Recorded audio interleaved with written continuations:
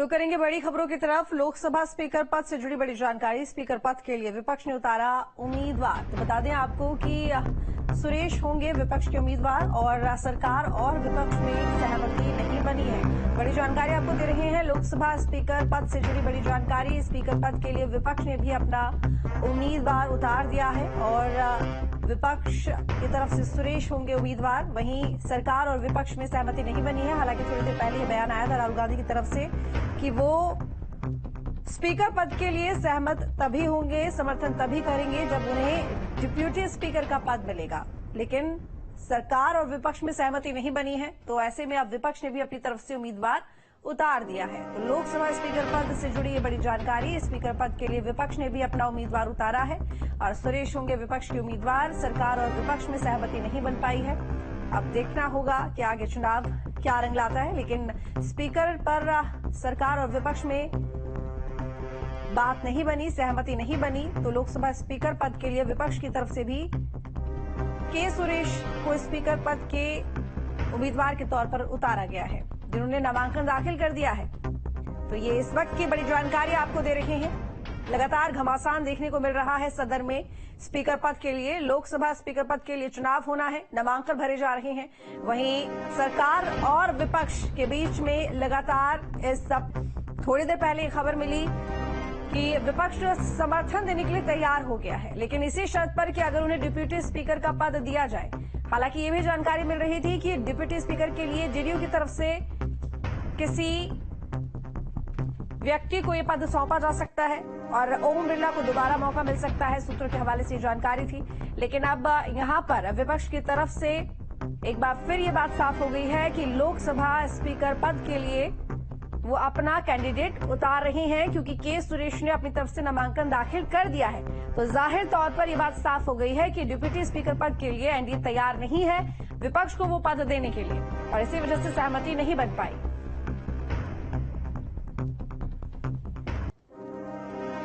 वहीं बड़ी जानकारी, ओम बिरला ने नामांकन दाखिल कर दिया है। स्पीकर के लिए सरकार की तरफ से उम्मीदवार बनाए गए हैं ओम बिरला। लोकसभा सचिवालय में नामांकन दाखिल किया ओम बिरला ने, जो कि दोबारा से अब स्पीकर पद की उम्मीदवारी के लिए उन्होंने नामांकन दाखिल किया। इससे पहले ओम बिरला लोकसभा स्पीकर के पद पर तैनात रह चुके हैं। एक बार फिर से उन्होंने सरकार की तरफ से नामांकन दाखिल किया है। वहीं मोहित राज दुबे हमारे साथ में जुड़े हुए हैं ज्यादा जानकारी के साथ में। मोहित, सदन में फिलहाल स्पीकर पद को लेकर लगातार घमासान देखने को मिल रहा है। पहले खबर आती है कि राहुल गांधी तैयार हो गए हैं, लेकिन डिप्यूटी स्पीकर पद की मांग वो कर रहे हैं। फिर खबर आती है कि सरकार और विपक्ष में बात नहीं बनी है। इस तरह की तमाम बातें एक एक करके सामने आ रही हैं। क्या कुछ चल रहा है? देखिए, इस वक्त की सबसे बड़ी खबर है और खबर ये है कि जो के सुरेश है, कांग्रेस पार्टी से सांसद है, लोकसभा सांसद है, वो स्पीकर पद के लिए उम्मीदवार होंगे। इससे पहले कि आप समीकरण को समझिए कि कल फोन किया था राजनाथ सिंह ने मल्लिकार्जुन खड़गे, जो कांग्रेस पार्टी के राष्ट्रीय अध्यक्ष हैं, उनको कॉल किया था और उसके बाद जो है उन्होंने कहा था कि आप स्पीकर पद को सपोर्ट कीजिए। तो मल्लिकार्जुन खड़गे का कहना है कि आप डिप्टी स्पीकर को लेकर हमें सपोर्ट कीजिए। तो निश्चित तौर पर उसके बाद से उनका कोई कॉल नहीं आया। ये बात राहुल गांधी ने मीडिया के सामने बोली है, और जब उनका फोन नहीं आया तो राहुल गांधी ने कहा कि हमें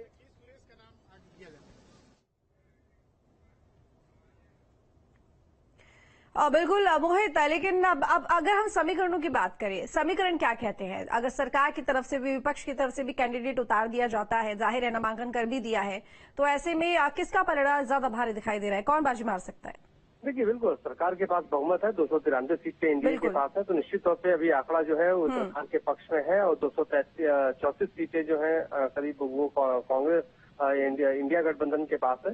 तो ऐसे में अब तय करना है खासतौर पे सांसदों को, और कि लेकिन एक बड़ा मैसेज भारतीय खासतौर पे संसदीय इतिहास में पहली बार स्पीकर पद को लेकर चुनाव हो रहा है। लेकिन मोहित, क्योंकि देखिए विपक्ष बहुत यहाँ पर कॉन्फिडेंट नजर आ रहा है। डिप्टी स्पीकर पद की मांग की जा रही है, नहीं मिलता है तो स्पीकर पद के लिए अपनी तरफ से कैंडिडेट उतारा जा रहा है। तो ऐसे में अगर चुनौती की बात की जाए तो चुनौती क्या कुछ हो सकती है? लगता है हमारा संपर्क टूट गया है। मोहित राज दुबे के साथ में हम बात कर रहे थे, जो हमें जानकारी दे रहे थे कि देखिए जाहिर तौर पर यहाँ पर सरकार बहुमत में है, तो उनका परिणाम भारी है, लेकिन विपक्ष भी यहाँ पर कम नहीं है।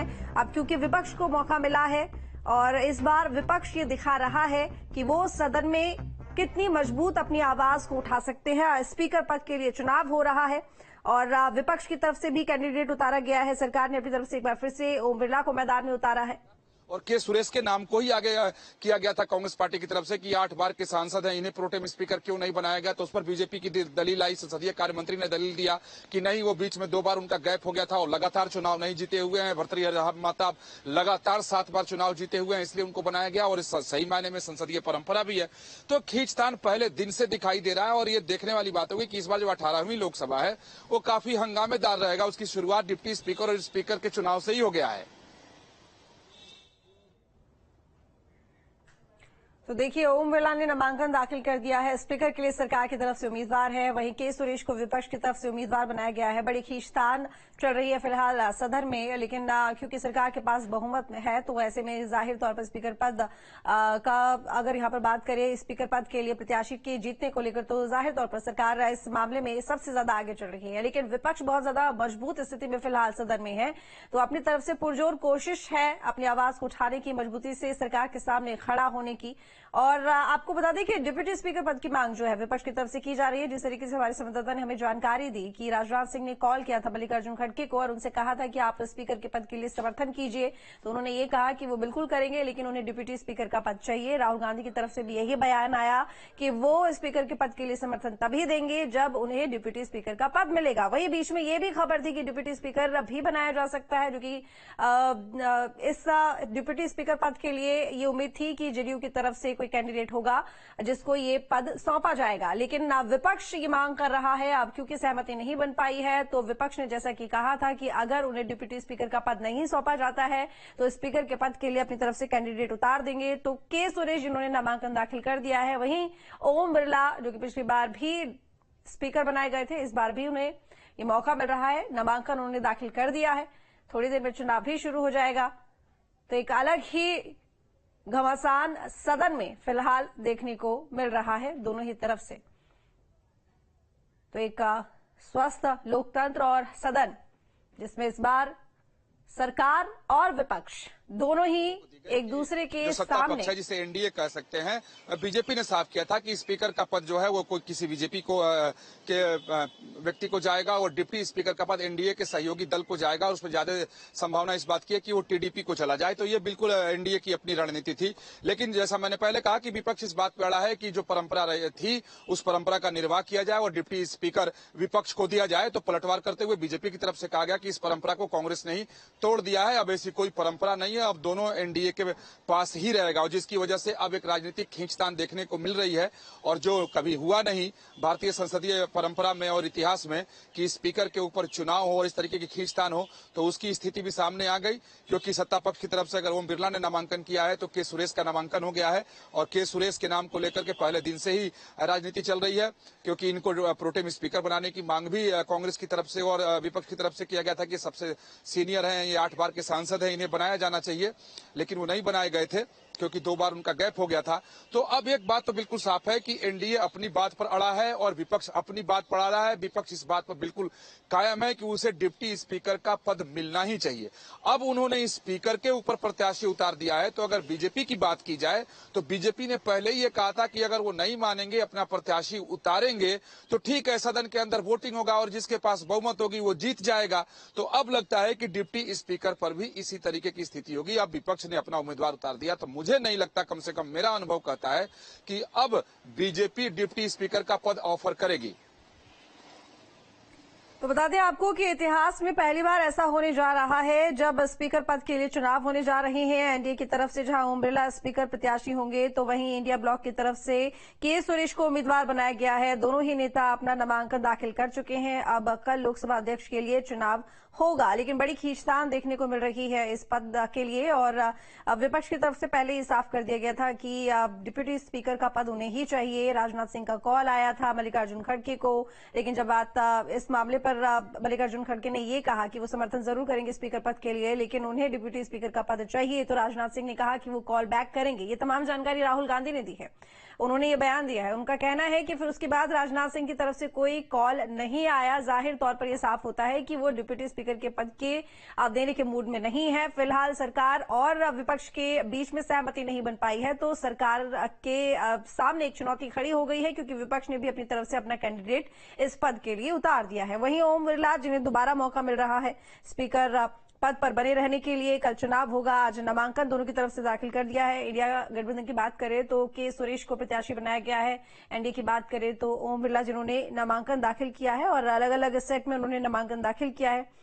तो लोकसभा अध्यक्ष के लिए एनडीए की तरफ से उम्मीदवार का नामांकन हो गया। वहीं ओम बिरला जो है, उनको ये मौका एक बार फिर से मिल रहा है, और के सुरेश, जिन्हें विपक्ष की तरफ से मौका मिल रहा है।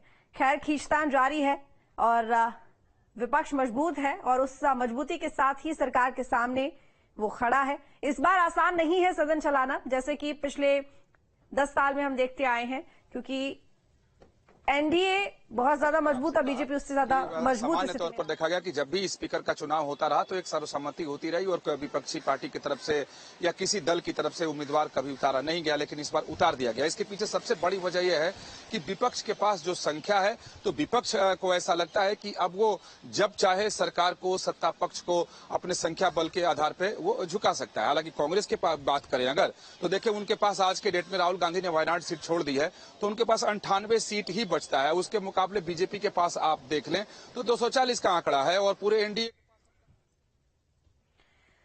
वहीं आगरा में न्यूज स्टेट की खबर का